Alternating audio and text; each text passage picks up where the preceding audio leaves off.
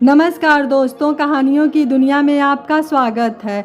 यहाँ आपको रोज़ नई नई सामाजिक और प्रेरणादायक कहानियाँ सुनने को मिलेंगी। कुछ कहानियाँ आपको हंसाएंगी, कुछ रुलाएंगी और कुछ कहानियाँ आपको गुदगुदा जाएंगी। पर हर कहानी समाज से ही प्रेरित होकर समाज की ही कुछ अच्छाइयों और बुराइयों को आपके सामने प्रदर्शित करेंगी। नालायक बेटे बहू को सबक सिखाने के लिए एक पिता ने क्या किया, आज हम इस कहानी का सेकंड पार्ट सुनेंगे। अगर आप इस कहानी का पहला भाग सुनना चाहते हैं तो उसका लिंक मैं आपको डिस्क्रिप्शन बॉक्स, एंड स्क्रीन और कार्ड तीनों जगह पे प्रोवाइड करूंगी। आप वहां से जाकर सुन सकते हैं। तो चलिए कहानी को शुरू करते हैं। बाबूजी, अब क्या कमरे में ही आराम फरमाते रहेंगे? बाजार से सब्जी नहीं लाएंगे क्या? स्वरा ने जोर से आवाज लगाई। स्वरा की कर्कश आवाज सुनकर शरद जी को ऐसा लगा जैसे किसी ने उन्हें कान से पकड़कर नीचे उठा दिया हो। शरद जी अपने कमरे से बाहर आए तो स्वरा ने सामान की लिस्ट और थैला शरद जी के हाथ में थमा दिया। जल्दी घर लौट आना, आज घर में मेहमान आने हैं, मुंह बनाते हुए स्वरा ने शरद जी से कहा। शरद जी बिना कुछ बोले बाजार से सब्जियां और अन्य सामान लेने चले गए। अब तो बिमला के जाने के बाद शरद जी की यही दिनचर्या रह गई थी। सुबह घंटों पार्क में टहलना, घर के लिए बाजार से सब्जियां और राशन लाना। देखो जी, ये तुम्हारे पिताजी सारा दिन कुछ काम धंधा तो करते नहीं, मुफ्त की रोटियां तोड़ते हैं। मुझे तो घर के काम से मुन्ना से जरा सी भी फुर्सत नहीं मिलती। अपने बाबूजी को बोलो ना कि कहीं कोई छोटी मोटी नौकरी ढूंढ लें। एक दिन शरद जी ने स्वरा को सुनील से ये सब कहते हुए सुना। आइडिया तो तुम्हारा अच्छा है, मैं बाबूजी से बात करूंगा, सुनील ने कहा। अगले दिन सुनील ने शरद जी से कहा, बाबूजी, मम्मी के जाने के बाद आपका सारा दिन कैसे बीतता होगा? क्यों ना आप कोई छोटी मोटी नौकरी कर लें? शाबाश बेटे, मुझे तुमसे यही उम्मीद थी। अपनी सारी ज़िंदगी मैंने और तुम्हारी माँ ने सिर्फ तुम्हारी खुशियाँ बटोरने में लगा दी और आज तुम मुझे घर में देखकर भी खुश नहीं हो।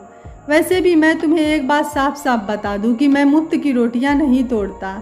बाजार से सब्जी राशन लाता हूँ, मुन्ने को स्कूल से लाता हूँ और भगवान की दया से मुझे इतनी पेंशन तो मिलती ही है कि मैं अपना पेट आराम से भर सकूँ। ये कहकर शरद जी अपने कमरे में चले गए।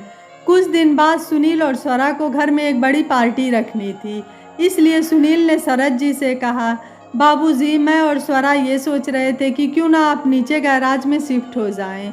हमने बहुत सारे मेहमानों को निमंत्रण भेजा है, वो सभी बहुत हाई फाई सोसाइटी के लोग हैं, आप उनसे मेल नहीं बिठा पाएंगे, इसलिए आप अपना सामान नीचे गैराज में रख लें। वैसे भी आपका आधे से ज़्यादा दिन तो घर के बाहर पार्क में ही गुजरता है। सुनील की बातें सुनकर शरद जी बिना कुछ बोले पार्क में चले गए। उस दिन वो शाम तक पार्क में ही बैठे रहे। उन्हें बार बार बिमला की याद आ रही थी। तभी उन्हें एक आवाज़ सुनाई दी। सूरज ढल चुका था, अंधेरा हो चुका था। उन्हें अपने बिल्कुल सामने एक औरत की परछाई दिखाई दी। ये औरत कोई और नहीं, बिमला थी। बिमला उनके पास आई और उन्होंने शरद जी के कान में कहा, अब मेरी वजह से आपको और बेइज्जती सहन करने की ज़रूरत नहीं है।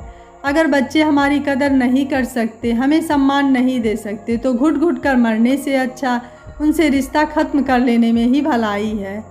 जब वो अपनी ज़िंदगी में किसी का हस्तक्षेप नहीं चाहते तो हमारी ज़िंदगी को भी नर्क बनाने का हक उन्हें किसने दिया?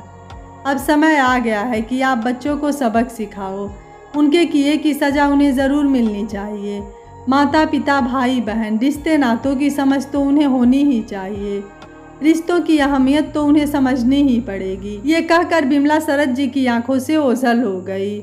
शरद जी को बिमला की बात समझ आ चुकी थी। उन्होंने बिना किसी को कुछ बताए एक योजना बना डाली। इस घटना के एक हफ्ते बाद शरद जी ने सुनील और स्वरा को अपने पास बुलाया और उनके हाथ में एक हफ्ते की मलेशिया टूर की टिकट थमाते हुए कहा, बच्चों, हम बूढ़े माता पिता से बहुत बड़ी गलती हो गई जो हमने तुम्हारी ज़िंदगी पर अपना अधिकार समझा, तुम्हारे मामलों में दखलंदाजी की। लेकिन आज से तुम आज़ाद हो। आज के बाद मैं तुम्हारे किसी भी मामले में कोई हस्तक्षेप नहीं करूँगा। जाओ, मेरी तरफ से एक हफ्ते मलेशिया घूम कर आओ। ये कहकर शरद जी अपने कमरे में चले गए। ये तुम्हारे बाबूजी को अचानक क्या हो गया? स्वरा ने हैरानी से सुनील से पूछा। अरे डार्लिंग, तुम क्यों टेंशन लेती हो? बाबूजी को कुछ हुआ है या नहीं, हमें इससे क्या? हमारा तो फ़ायदा ही हो रहा है ना। इससे पहले बाबूजी फिर से अपना मन बदले, जल्दी जल्दी सामान पैक करो और चलने की तैयारी करो, सुनील ने हंसते हुए कहा। सुनील की बात सुनकर स्वरा भी खिलखिलाकर हंस पड़ी। दोनों की हंसने की आवाज़ शरद जी के कमरे तक आ रही थी। उनकी आवाज़ सुनकर शरद जी भी मंद मंद मुस्कुरा रहे थे, क्योंकि सब कुछ उनकी योजना के मुताबिक जो हो रहा था। दोनों खुशी खुशी मलेशिया घूमने चले गए। उनके जाने के बाद शरद जी ने अपनी योजना के अनुसार जल्दी जल्दी सारा काम निपटा लिया। एक हफ्ते बाद सुनील और स्वरा घर वापस आए। दोनों बहुत खुश दिख रहे थे। उन्होंने घर के दरवाजे की घंटी बजाई, लेकिन किसी ने दरवाज़ा नहीं खोला। उन्हें लगा शायद शरद जी सो रहे होंगे, इसलिए उन्होंने काफ़ी देर तक घंटी बजाई, लेकिन किसी ने दरवाज़ा नहीं खोला। तुम्हारे बाबूजी कितने लापरवाह हो गए हैं, आराम से सो रहे हैं। हम एक हफ्ते घर से बाहर क्या गए, उन्हें हराम का खाने की आदत हो गई है। जरा उनके मोबाइल पर ट्राई करो। स्वरा बड़बड़ाए जा रही थी। सुनील ने स्वरा के कहने पर शरद जी के मोबाइल पर ट्राई किया, लेकिन मोबाइल स्विच ऑफ आ रहा था। काफ़ी देर तक दरवाजे की घंटी बजाने के बाद एक अजनबी आदमी ने घर का दरवाज़ा खोला। एक अजनबी को अपने घर में देखकर दोनों आग बबूला हो गए। उन्होंने आओ देखा न था उस अजनबी को अनाप शनाप बकना शुरू कर दिया और घर के अंदर जाने लगे, लेकिन वो आदमी रास्ते में ही अड़ गया और उन्हें घर के अंदर जाने नहीं दिया। ऐ मिस्टर, कहाँ घुसे चले आ रहे हो? ये मेरा घर है और ये क्या अनाप शनाप बके जा रहे हो?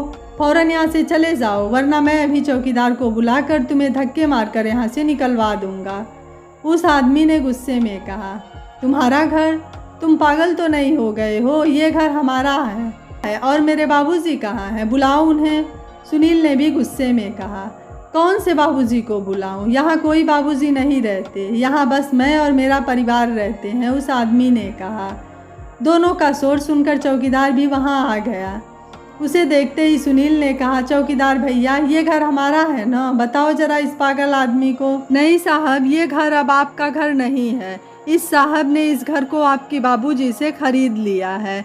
अब इस घर के मालिक आप नहीं, ये हैं, चौकीदार ने कहा। क्या बकते हो? तुमने दिन में भी पी रखी है क्या? मेरे बाबूजी कहाँ हैं? सुनील का चेहरा देखने लायक हो चुका था। उसके माथे से पसीना छूट रहा था। वो बार बार शरद जी को फ़ोन लगाए जा रहा था, लेकिन उनका मोबाइल बंद था।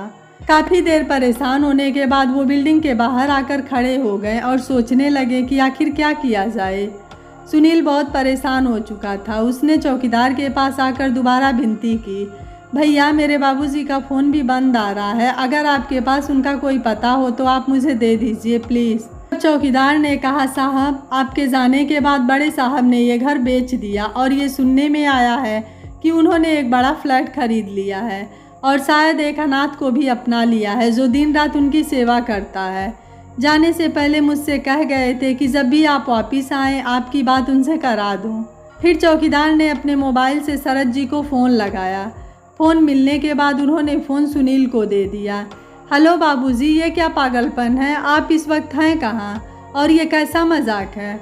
और ये मकान आप कैसे बेच सकते हैं? गुस्से में सुनील शरद जी पर चिल्लाए जा रहा था। सुनील की बात सुनकर शरद जी ने शांत स्वभाव से कहा, मुझ पर चिल्लाने का हक तुम खो चुके हो और ये मकान मेरे खून पसीने की कमाई का था। मैं इसका जो चाहे वो करूं। तुम होते कौन हो ये पूछने वाले? थोड़ी देर रुककर शरद जी ने कहा, 5 मिनट वहीं रुको। और 5 मिनट के बाद एक सफ़ेद रंग की बहुत बड़ी गाड़ी सुनील के सामने आकर रुकी और उस गाड़ी में से शरद जी सफ़ेद सूट बूट में बाहर निकले। अपने बाबूजी का ये रूप देखकर सुनील और स्वरा को अपनी आंखों पर विश्वास ही नहीं हुआ। उन्हें लगभग नींद से जगाते हुए शरद जी बोले, ये लो तुम्हारे फ्लैट की चाबी। तुम मेरी पत्नी की कोख से पैदा हुए हो, इसलिए तुम पर एक एहसान करता हूँ कि तुम्हारे फ्लैट का 1 साल का किराया मैंने दे दिया है। उसके बाद तुम जानो तुम्हारा काम जाने। ये कहकर शरद जी वहाँ से चले गए। सुनील और स्वरा दोनों दूर जाती हुई गाड़ी को देखते रह गए। उन्होंने जो शरद जी और बिमला जी के साथ किया था सिनेमा की चलचित्र की भांति उनकी आंखों के सामने से गुजरने लगा। उनके पिता ने उन्हें ऐसा सबक दिया था जो उन्हें जिंदगी भर याद रहेगा। चौकीदार पीछे खड़ा खड़ा सब तमाशा देख रहा था। शरद जी के जाने के बाद वह सुनील और स्वरा के पास आया और बोला, एक बात बोलूं साहब जी, छोटा मुंह और बड़ी बात, लेकिन जो कुछ भी आज आपके साथ हुआ है उसकी जिम्मेदार आप और मेम साहब हैं। मैंने घंटों साहब जी को पार्क में अकेले में रोते देखा है। अपने पोते को खिलाने के लिए, उसे गोद में उठाने के लिए। मैंने आपकी माताजी को तड़पते देखा है। जो कुछ भी बड़े साहब जी ने आपके साथ किया वो बिल्कुल सही किया। आज आपके पास भी एक बेटा है और अगर कल को आपका बेटा और आपकी बहू भी आपके साथ वही बर्ताव करे जो आपने अपने माता पिता के साथ किया, तब आप क्या करेंगे? सारी उम्र बच्चों के लिए जीने वाले माता पिता का जीवन वही बच्चे बड़े होकर छीन लेते हैं। छी छी, कितनी शर्म की बात है। ये कहकर चौकीदार वहाँ से चला गया और सुनील और स्वरा की नज़रें हमेशा के लिए झुक गईं। उन्हें एहसास हो चुका था कि उन जैसी मतलबी औलाद के लिए ऐसा सबक मिलना बहुत ज़रूरी था। आज सुनील और स्वरा दोनों को अपनी गलती का एहसास हो गया था, लेकिन अब पछताए क्या होत है जब चिड़िया चुग गई खेत।